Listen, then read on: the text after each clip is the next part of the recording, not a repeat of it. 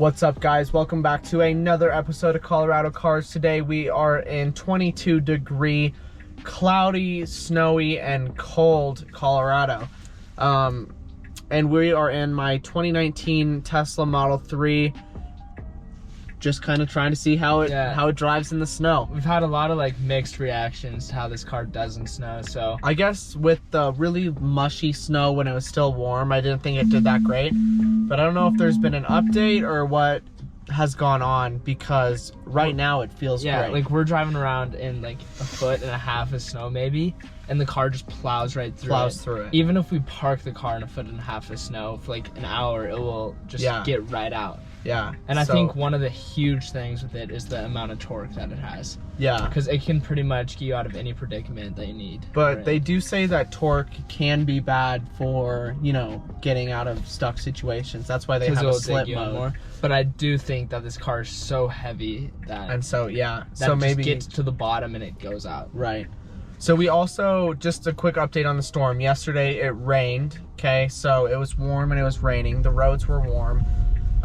Then throughout the night, as soon as it got dark around 4, it dropped to below 30 degrees and froze. So we had a layer of ice. And then right around 7:30 last night, right around 7:30 last night, it just started dumping snow, and it's been dumping snow ever since. Up until about an hour ago. It's currently 3:23 p.m. So a full night of snow and then a almost full day of snow, and we got a lot of it, over a foot. And with our daily driving, it's just so impressive. I'd almost take this over any car in the snow, which sounds crazy, but honestly, I wish you guys could see this, but there is an accident right there, and our Tesla's just plowing right through the same roads that they are. There have been a lot of accidents today, and it's just so good. So I think one thing we should talk about is this compared to a rear-wheel drive option for dealing with snow. Okay. So in general, I just say always go for the all-wheel drive option. Because you never know what circumstances you're going to be in, and just safety-wise, I think you'll always be safer in an all-wheel drive car. Now maybe it's different though if you live in California. What do you say about that? I mean, I just it rains, but I guess two-wheel drive is good for that. Because we live in Colorado, I feel I always need all-wheel drive. I couldn't go anywhere with two-wheel drive. It'd be such a big inconvenience. Well, even in the summer when there isn't snow, we go up to the mountains and go off-roading and go camping, and it would be hard to do that in a two-wheel drive car. It definitely would be.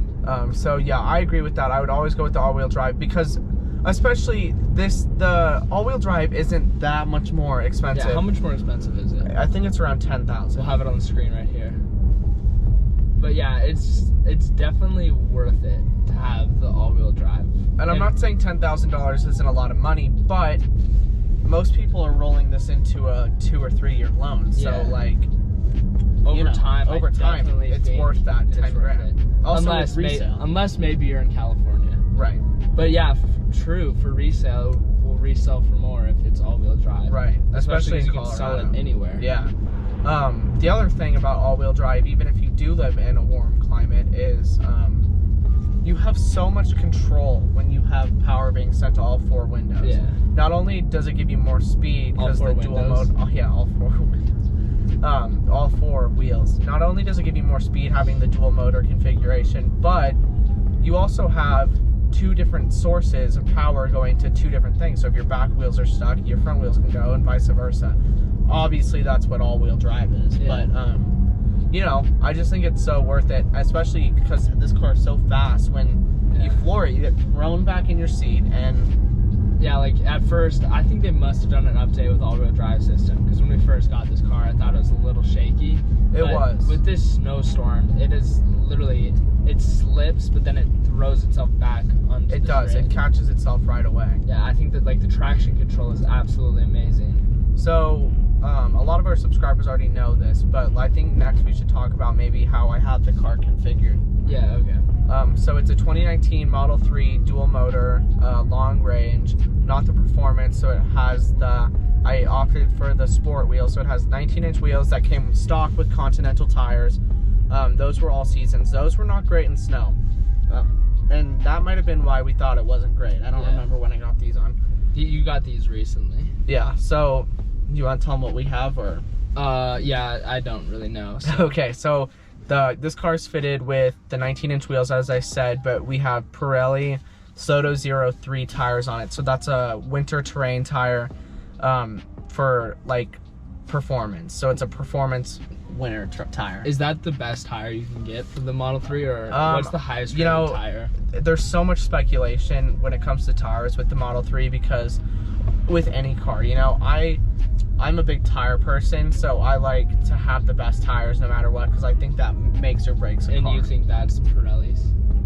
Personally, I have always had good experiences with Pirelli's. I had their all seasons on with the Range Rover, and those were awesome. And then I've had their winter tires before, and I've never had a bad experience. But, you know, a lot of people don't like Pirelli. A lot of people think Michelin's better. A lot of people think Nokian's better. Nokian makes a great winter tire called the R3, but I didn't opt for those because, you know, when you're driving, you floor it everywhere. When I'm driving, I floor it everywhere. So, like, it's so much wear on the tires that I was thinking, why not spend $300 a tire rather than $400 a tire? Definitely. Because I don't think we'll get more than especially 1 to maybe 2 seasons. The car is so heavy. Right, and exactly. The way we do drive, it could definitely lead to the tires wearing out a lot. Totally. And so that's the main reason I didn't get the Nokians. But also I like the Pirellis. I've never had a bad experience with them. They've always been great, and they were cheaper.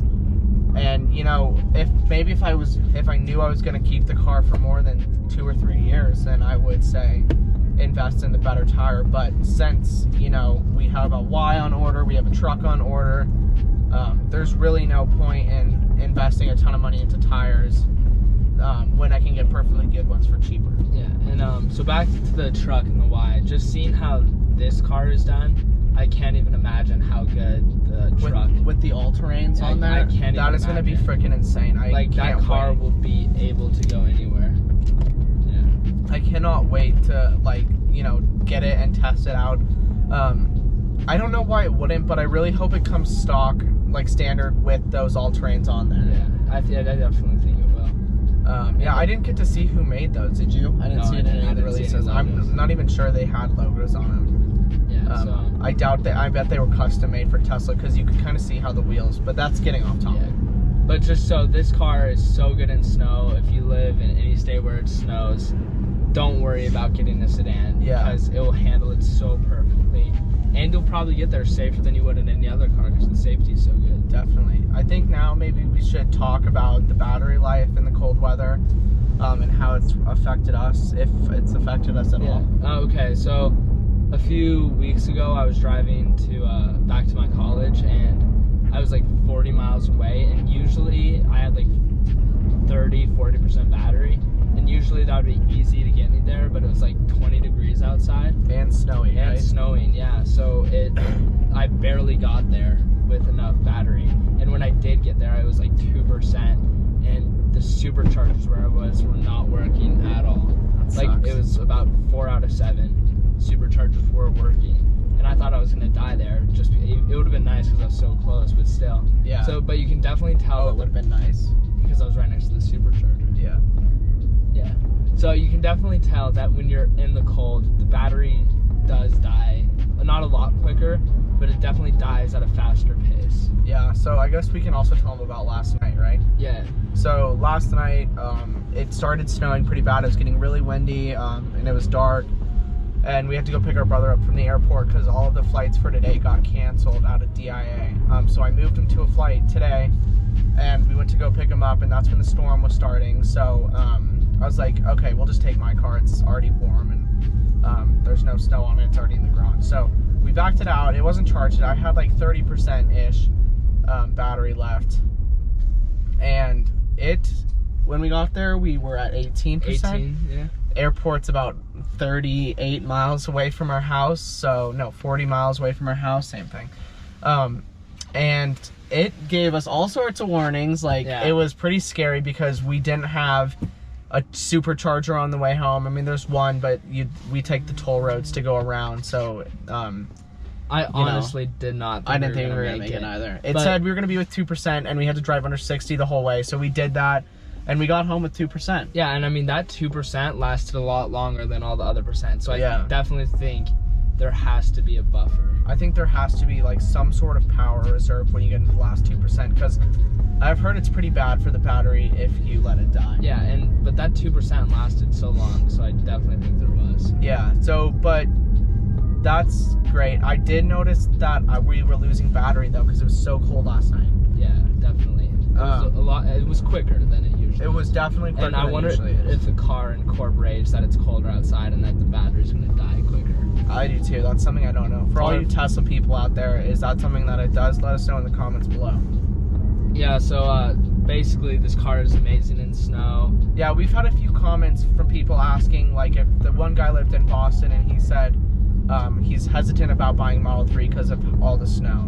It's not an issue. This car is great in the snow, but like in a state like Colorado where it snows so much, I definitely think it will handle Boston. Totally. And if you can, I mean, East Coast winters are like a new, different type of cold.